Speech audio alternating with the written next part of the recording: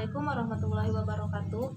Perkenalkan, nama saya Usatun Hasanah dari kelas 1D Keperawatan dengan nomor induk mahasiswa 20217194. Video ini dibuat untuk memenuhi tugas dari Ibu Nofrizayani dalam mata kuliah IDK 1. Baiklah, di sini saya akan menjelaskan tentang anatomi sistem pencernaan. Ada beberapa istilah dalam anatomi sistem pencernaan. Yang pertama ada cavitas oralis atau rongga mulut, kemudian ada lingua atau lidah, kemudian ada glandula parotidea atau kelenjar ludah parotis, kemudian ada glandula sublingualis atau kelenjar ludah sublingualis, kemudian ada glandula submandibularis atau kelenjar ludah submandibularis. Kemudian ada faring, kemudian ada hepar atau hati, kemudian ada gester atau lambung, terus ada pankreas, splenius atau limfa.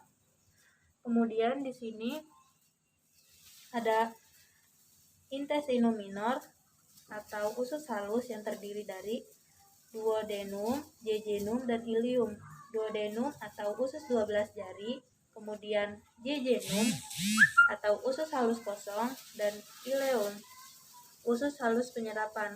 Nah, kemudian di sebelah kiri ada intestinum mayor atau usus besar.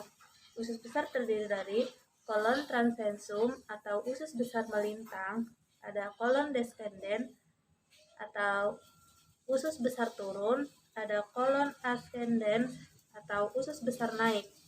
Di sini ada caecum atau awal usus besar. Kemudian ada rectum, distal atau ujung usus besar.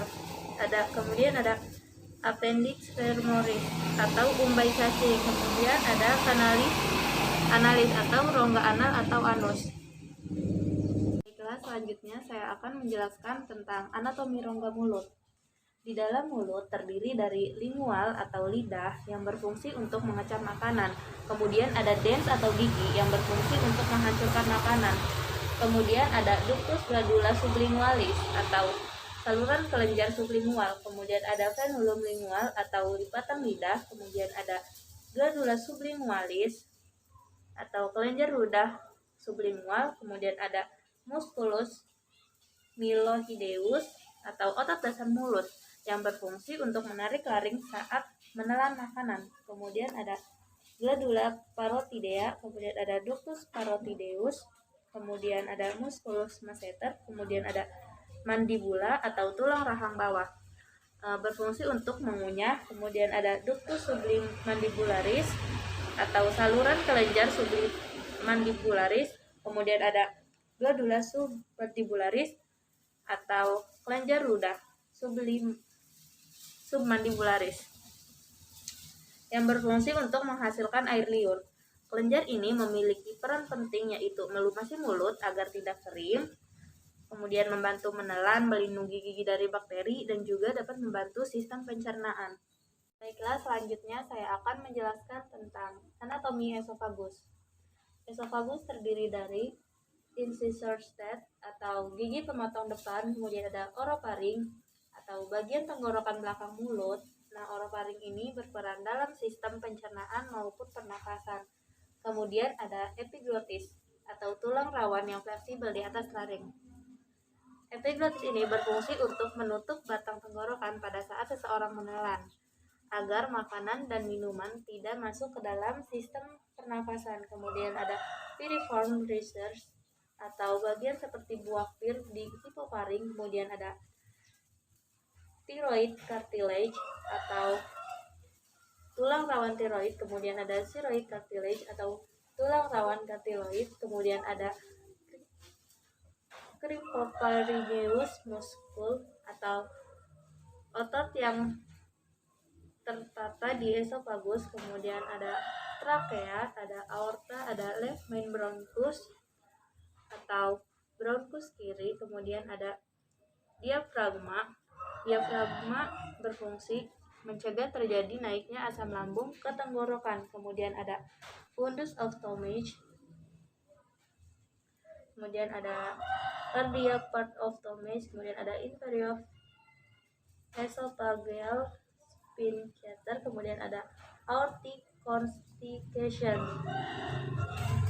Baiklah, selanjutnya saya akan menjelaskan tentang anatomi lambung. Anatomi lambung terdiri dari kardia atau katup lambung atas, kemudian ada fundus ventriculi atau dasar lambung, kemudian ada serosa atau jaringan ikat pelapis luar, kemudian ada corpus atau badan lambung, kemudian ada musculus longitudinalis atau otot memanjang, kemudian ada musculus sirkuler atau otot melingkar, kemudian ada musculus obliquus atau otot menyimpang, kemudian ada curvatura minor gractis atau lengkung kecil lambung, kemudian ada curvatura major gractis atau lengkung besar lambung, kemudian ada pylorus atau muara lambung, kemudian ada sphincter pylorus atau katup lambung bawah, kemudian ada canalis pylorium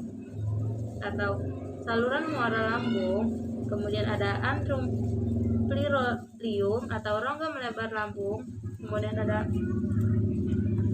rugi mukosa atau jontas selaput lendir lambung. Baiklah, selanjutnya saya akan menjelaskan tentang anatomi kantong empedu dan pankreas yang terdiri dari vesika kalea atau kantong empedu, berfungsi untuk membantu pencernaan lemak dalam tubuh. Kemudian ada ductus hepaticus dextra atau sinistra, yaitu saluran hati kiri atau kanan. Kemudian ada ductus hepaticus communis, kemudian ada ductus choledochus atau saluran empedu distal, kemudian ada ductus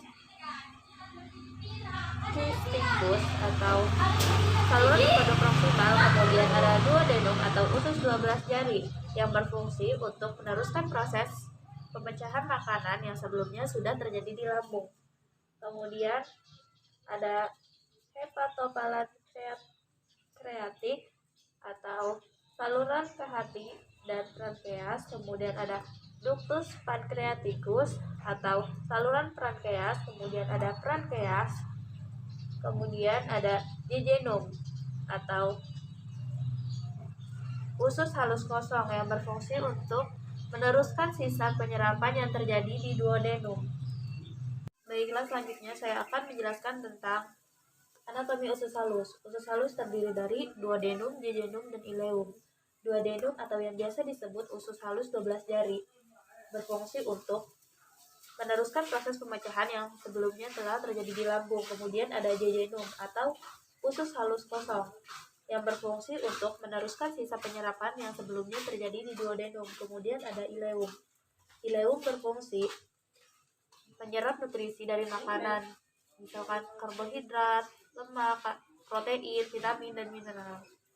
Baiklah, selanjutnya saya akan menjelaskan anatomi usus besar. Usus besar terdiri dari flexura hepatical coli atau lengkung pertemuan kolon ascendens dan kolon dan transversum. Kemudian ada kolon transversum atau usus besar yang melintang, kemudian ada arteri mesenterica superior atau pembuluh arteri usus halus bagian atas, kemudian ada haustrum atau kantong usus besar, kemudian ada kolon ascendens atau usus besar naik, kemudian ada ilium atau tulang usus, kemudian ada valvula iliacalis, kemudian ada caecum atau bagian pertama usus besar, kemudian ada appendix vermiformis atau umbai cacing, kemudian ada flexura lienalis coli atau lengkung pertemuan kolon transversum dan descendens, kemudian ada mesokolon transversum atau otot yang mendukung untuk menempelnya kolon transversum, kemudian ada appendix epicleical atau kantung kecil peritorium berisi lemak kolon descendens, kemudian ada mesothelium atau akar usus halus, kemudian ada tena coli atau pita usus besar, kemudian ada kolon sigmoideum atau usus besar berbentuk sigmoid, kemudian ada rektum, bagian distal usus besar. Nah, fungsi dari rektum ini yaitu untuk menerima dan menyimpan limbah makanan yang tidak terpakai hingga tiba saatnya dikeluarkan oleh tubuh melalui anus. Kemudian ada kanalis analis atau anus.